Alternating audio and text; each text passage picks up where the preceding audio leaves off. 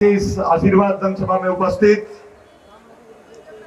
सादुल शहर के बहुत ही महान और सम्मानित मतदातागण, मंच पर विराजमान मेरे विधानसभा क्षेत्र के सभी सरपंच साहबान, सभी जिला परिषद के सदस्यगण, हमारे पंचायत समिति के डायरेक्टरगण, नगर पालिका सादुल शहर और लालगढ़ के सभी पार्षदगण, हमारे पंजाब से आए हुए पंजाब सरकार के पूर्व मंत्री डॉक्टर महेंद्र रेणुका साहब, हरियाणा प्रदेश कांग्रेस कमेटी के हमारे बहुत पुराने साथी, हमारे बड़े भाई सम्मानित डॉक्टर केवी सिंह जी, राजस्थान सरकार में राज्य मंत्री और हमारे छोटे भाई बहुत ही सम्मानित श्री डूंगराम जी गैदर, हमारे पंचायत समिति सादुल शहर के प्रधान निशान सिंह जी, गंगानगर पंचायत समिति के प्रधान सरदार सुरेंद्रपाल सिंह जी, पंजाब से चौधरी राधा किशन जी के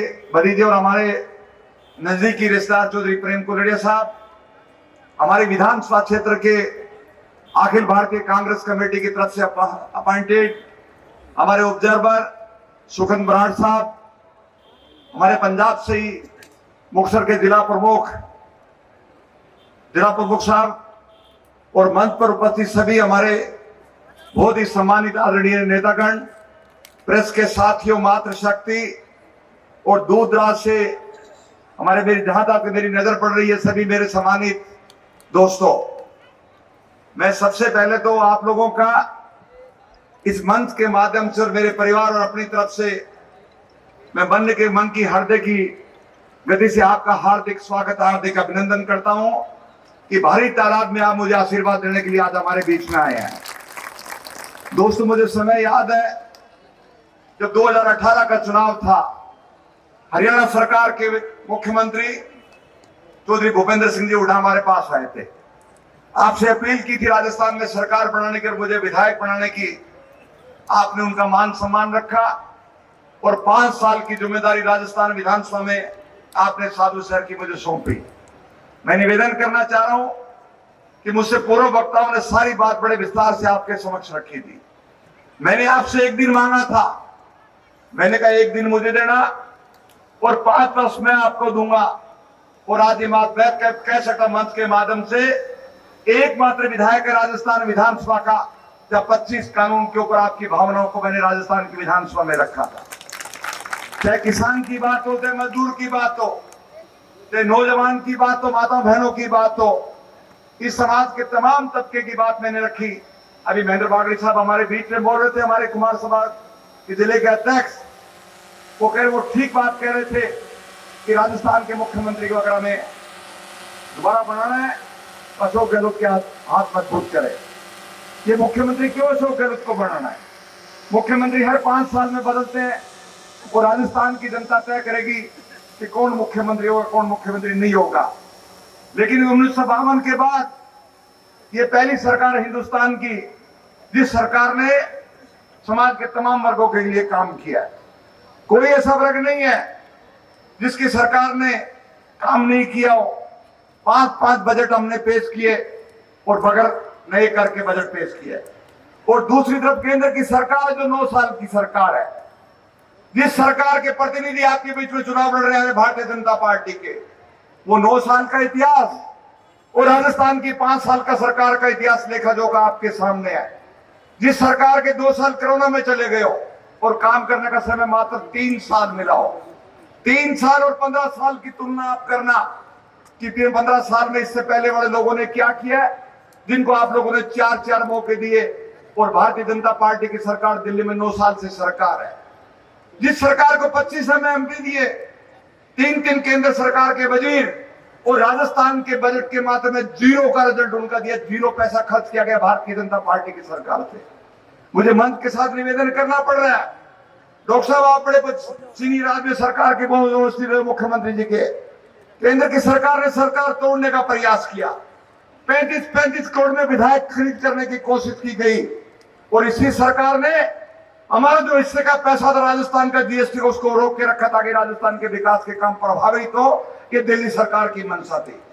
छत्तीसगढ़ में सरकार तोड़ने की कोशिश करी, मध्य प्रदेश में सरकार तोड़ी, गोवा में सरकार तोड़ी, मणिपुर सरकार तोड़ी, लेकिन राजस्थान में वो फेल हो गए।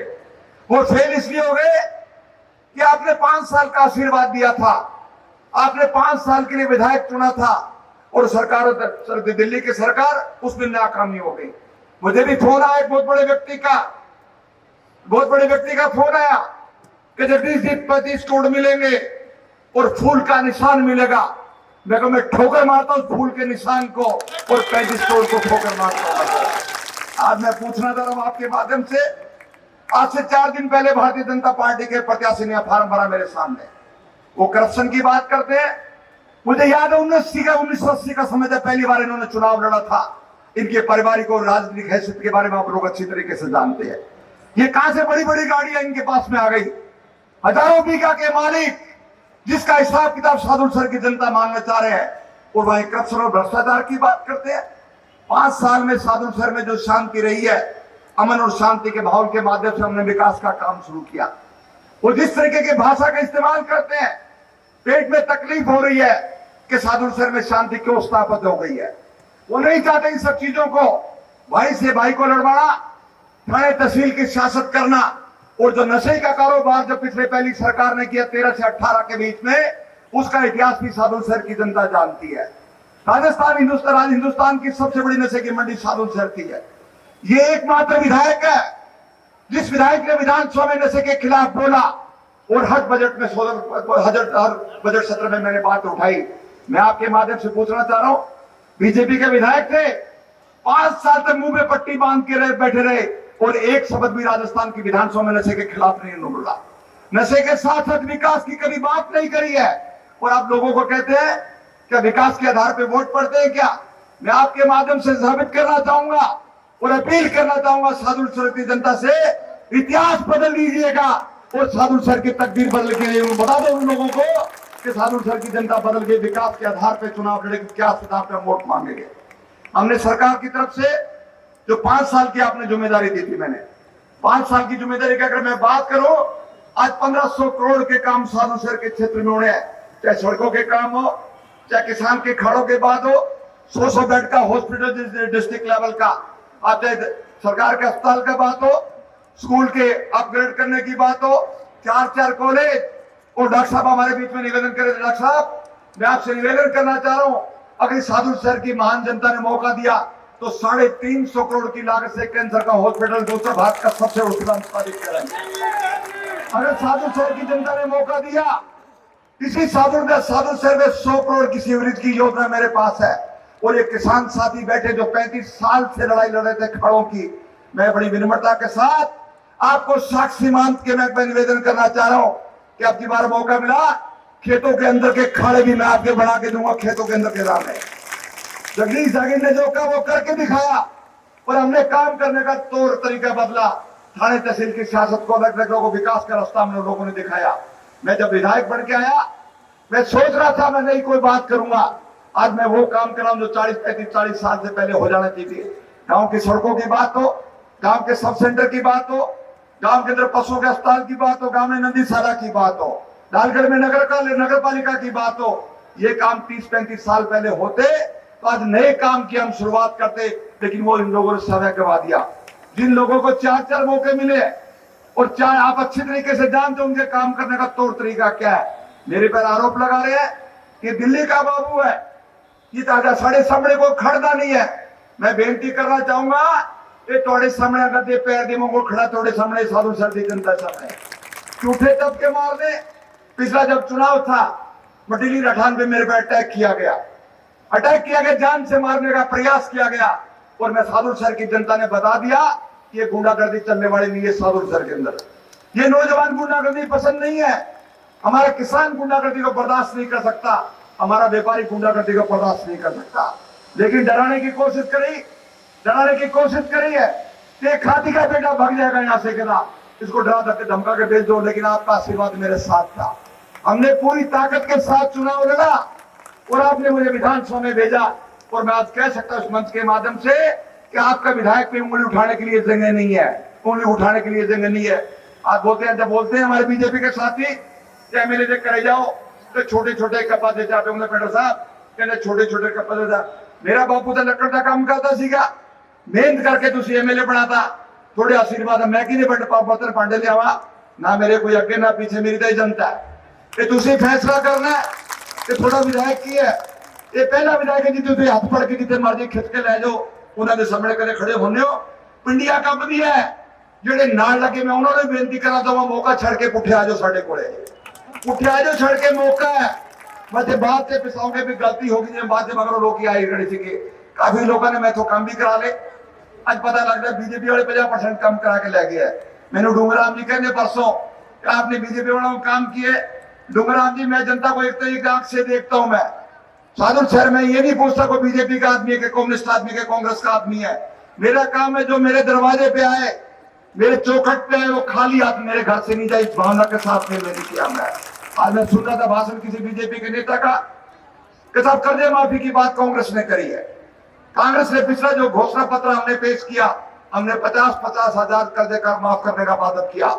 और मैं निवेदन करना चाह रहा हूं सरकार के रिकॉर्ड के आधार पे हमने 14,00,000 करोड़ रुपए हमने किसानों का माफ किया 50-50 हजार से। और मैं निवेदन करना चाहूंगा इसके साथ साथ, कल मैं सुन रहा था भाषण कि भारतीय जनता पार्टी एमएसपी की बात कर रही है। ये पहली बार इस देश के अंदर अगर गरीब को जमीन का अधिकार दिया था कांग्रेस पार्टी ने दिया था, जमीन का अधिकार कांग्रेस पार्टी ने दिया था।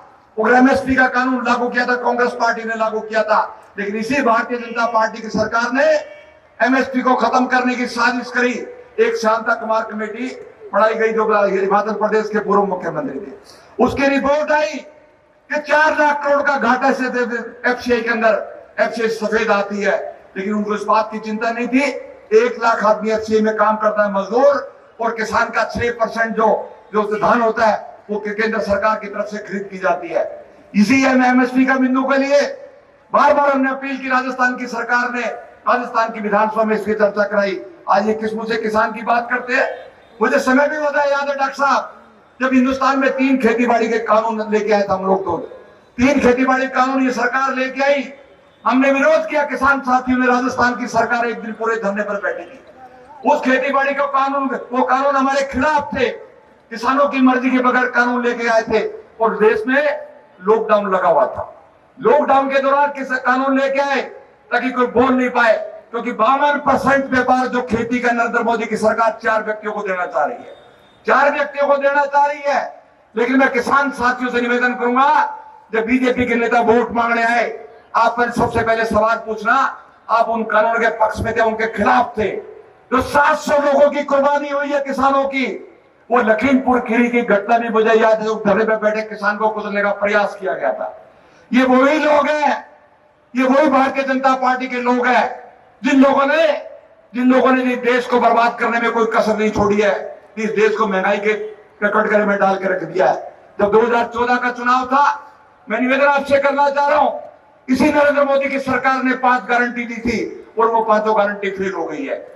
पहली गारंटी दी थी किसान की आमदनी 2022 तक दुगनी करेंगे, 2 करोड़ लोगों को रोजगार देंगे, 100 दिन में महंगाई कम करेंगे, विदेशों से काला धन वापस आएगा और 15-15 लाख रुपए आपके खाते में आएंगे। वो 5 गारंटी फेल हो गई है, क्योंकि राजस्थान की सरकार ने 4.5 लाख नौजवानों को भर्ती की है, नौकरी दी है। इसी राजस्थान की सरकार ने 10 बचत गारंटी आपको दी है, मुख्यमंत्री जी के दस्तखत की, और 500 रुपए का गैस का सिलेंडर हमने आपको दिया है, 500 रुपए का सिलेंडर दिया है।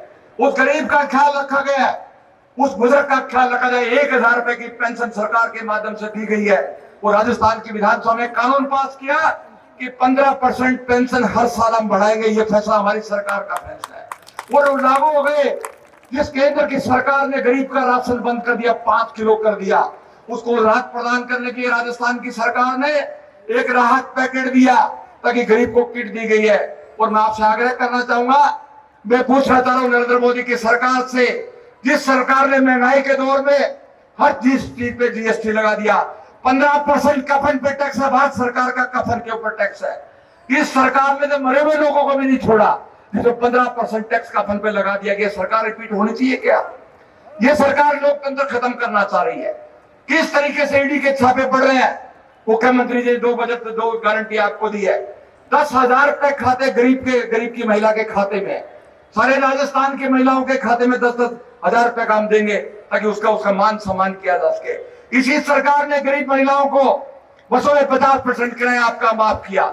इसी सरकार ने आपको मोबाइल फोन दिया, आपको टेक्नोलॉजी के साथ जोड़ने का प्रयास किया। और मैं निवेदन करना चाह रहा हूं महिलाओं से कि सारे के सारे mobile phone, 1 crore mobile phone जो बाकी हम चुनाव के बाद सबको सब देंगे। किसी माता बहनों को घबराने की आवश्यकता नहीं, मोबाइल देंगे। और ये पहली सरकार है राजस्थान की जिस सरकार ने शिक्षा के क्षेत्र में आयाम स्थापित किया है। मैं कह रहा था सुगंध बराड़ साहब को, ये पहली से के 12वीं तक की पढ़ाई हमने मुफ्त करी है। पहली से 12वीं तक की पढ़ाई मुफ्त करी है। और इससे सरकार ने गारंटी करी है कि हर ब्लॉक में, हर गांव के अंदर अंग्रेजी का स्कूल खोलेंगे, अंग्रेजी मीडियम का स्कूल हमारी सरकार खोल रही है। 11,500 ग्राम पंचायत और 3700 स्कूल हम खोल चुके हैं।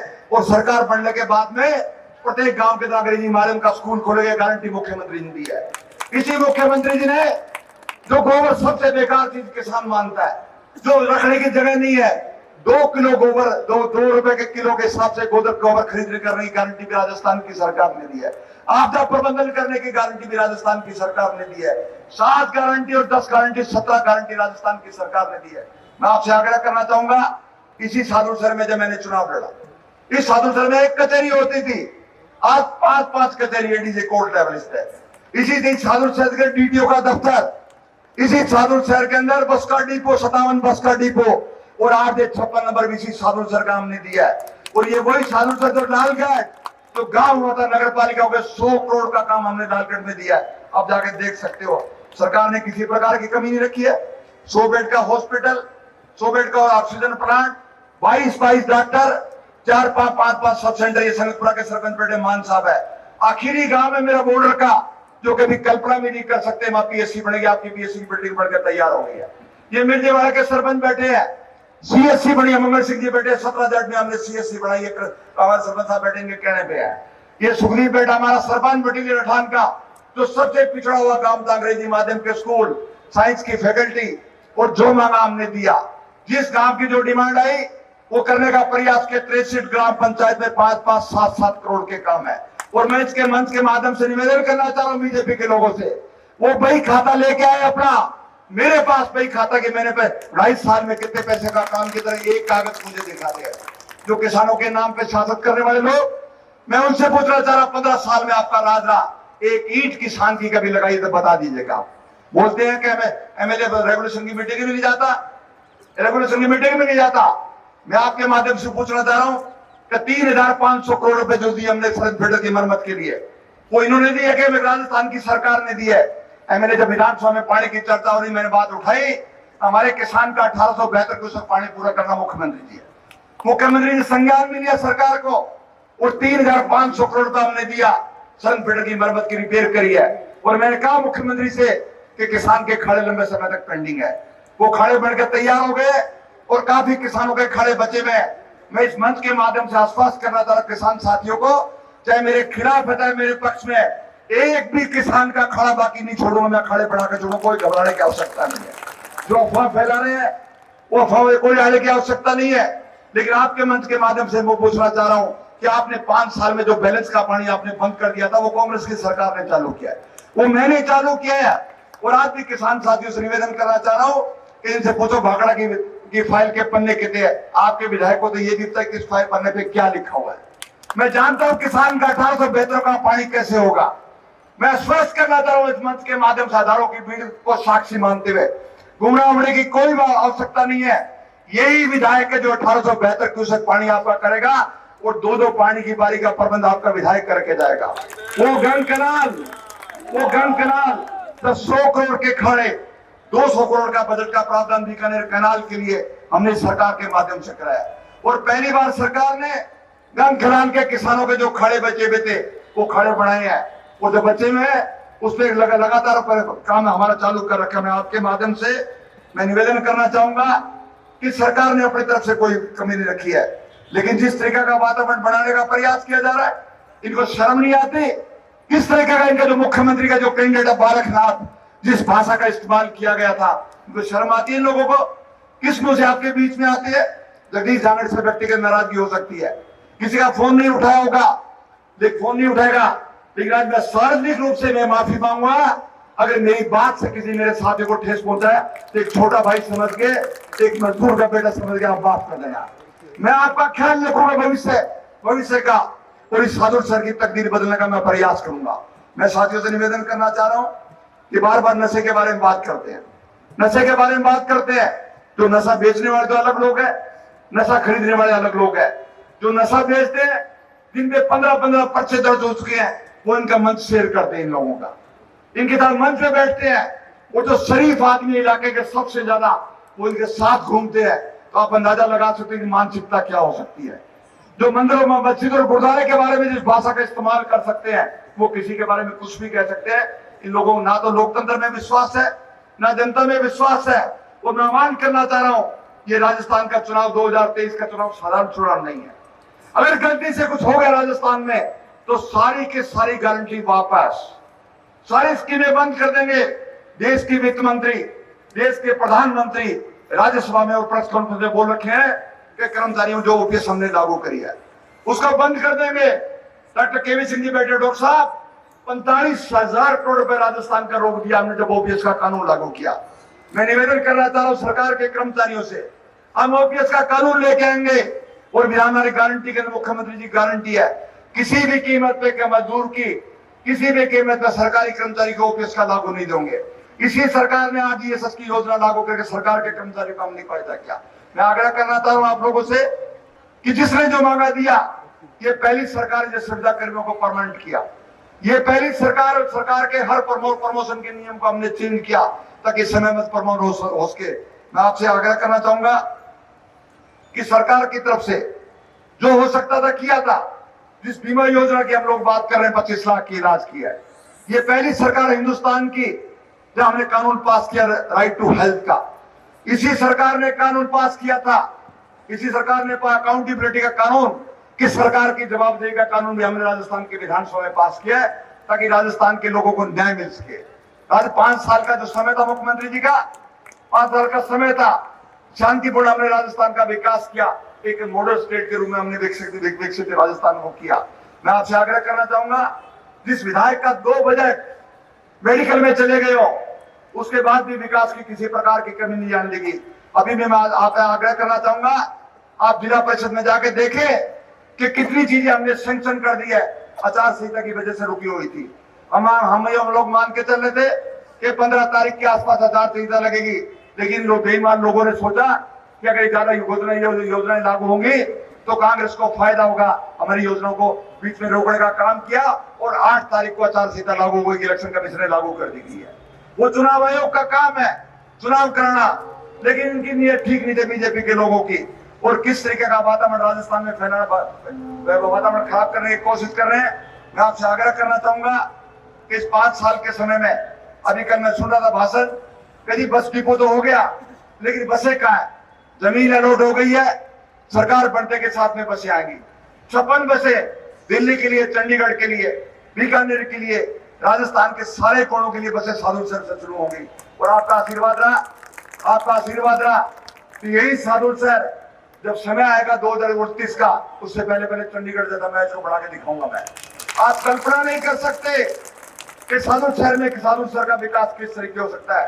तमाम हमारे गांव के साथी आए हैं, पंचायतों से आए हुए लोग हैं। मैं इनको स्पष्ट करना चाह रहा हूं, जब तक जगदीश जहांगीर जिंदा है, मेरे किसी कार्यकर्ता का पसीना गिरेगा, आपके विधायक का खून गिरेगा। मैं आपसे आग्रह करना चाह रहा हूं, जिस तरीके से महाभारत में महाभारत अभिमन्यु को घेरने की कोशिश की जा रही है, चारों तरफ से षड्यंत्र के बाण चल रहे हैं, आपको भगवान कृष्ण बन के मेरा सारथी बन रहा है और इसे मेरी रक्षा करनी है। इस आसार विश्वास के साथ में मैं आए हुए तमाम साथियों का मैं धन्यवाद करना चाहूंगा कि आप बस अपना समय निकाल के, निजी समय निकाल के आप हमारे बीच में आए। मैं नेताओं का भी धन्यवाद करूंगा, लेकिन एक बात करूंगा कि लोग पैसा देंगे, लोग शराब बांटेंगे, लोग नाटक करेंगे। आपको ध्यान रखना है, जिस तरीके एक नाटक कंपनी का काम करने वाला आदमी चुनाव में घूम रहा है, कोई ठंडा पिला रहा है नरेगा में, और कोई कभी गर्म पिला रहा है, कभी कुछ काम कर रहा है, कभी डीजे की तरह नाटक कर रहा है। आप ध्यान रखना उस व्यक्ति का, उसका चरित्र भी आपको पता होगा, उसका इतिहास भी आपको पता होना चाहिए कि आपका सबसे बड़ा कीमती जोड़ जो राजस्थान का भाग्य लिखेगा कि गलत में नहीं हो जाए। मैं साथियों से अपील करना चाहूंगा कि ध्यान रखें, वो सारे हथकंडे अपनाएंगे, लेकिन जहां जहां कांग्रेस का कार्यकर्ता, कांग्रेस का मजबूत साथी खड़ा है, मैं किसी भी कीमत पे हमारा वोट इधर उधर नहीं होना चाहिए। तो शराब बेचेंगे, वो दूसरा काम करेंगे। मैं गरीब साथियों से कहूंगा, अगर पैसे दे तो चुपचाप पैसे ले लेना, कोई दिक्कत वाली बात नहीं है, लेके रख लेना, क्योंकि पैसे कोई कमाई के पैसे नहीं है। पता नहीं कहां से धन आ गया, इसके बारे में लोगों को पता है। इसलिए साथियों, मैं आपसे अपील करना चाहूंगा, यह सौदे होंगे, इस दल से सौदा कर लो, इस दल से सौदा कर लो, इस दल से सौदा करके कांग्रेस को हराओ। मेरे खिलाफ षड्यंत्र किए जा रहे हैं, तरह तरह के ग्रुप बन रहे हैं कि किस तरीके से कांग्रेस के वोट को कम करें। लेकिन मैं आपसे निवेदन करना चाह रहा हूं, आप जिस भारी तादाद में आए हो मुझे आशीर्वाद देने के लिए, कहीं कोई कमी नहीं है। निश्चित तौर पे राजस्थान में कांग्रेस की सरकार भी रिपीट हो रही है, और आपके आशीर्वाद से, इस आशा और विश्वास के साथ मैं उम्मीद करूंगा कि आप अपने विधायक को भी रिपीट कर भेजोगे, और आने वाली विधानसभा में जो बचे हुए हमारे काम है वो पूरे होंगे। बहुत बहुत धन्यवाद, नमस्कार, जय हिंद। सभी साथियों से निवेदन करूंगा कि एसडीएम कार्यालय में हम चलेंगे, ताकि मुझे ज्ञापन, मेरा फॉर्म भरना है, सभी साथी साथ चलेंगे, कोई साथी यहाँ से नहीं जाएगा, सब एसडीएम कार्यालय में चलेंगे। सभी नेतागण का, सभी माताओं का बहुत बहुत धन्यवाद, नमस्कार, जय हिंद। दिल का आभार। आप सबके आशीर्वाद और सहयोग के बिना यह ऐतिहासिक रैली की कल्पना भी संभव नहीं थी। आज से प्रण लेकर जाना है कि हम जगदीश जांगीड़ का परिवार बनकर, छोटा भाई बनकर और उनके माता पिता बनकर हम उनके लिए काम करेंगे। एक एक आदमी जगदीश जांगीड़ बनकर हर घर में, हर गली में, हर ढाणी तक कांग्रेस के लिए वोट मांगेगा। आप सभी से आग्रह कि विधायक साहब के साथ चलेंगे एसडीएम ऑफिस साधु शहर तक, और विधायक साहब वहां अपना नामांकन पत्र दाखिल करेंगे। सभी से आग्रह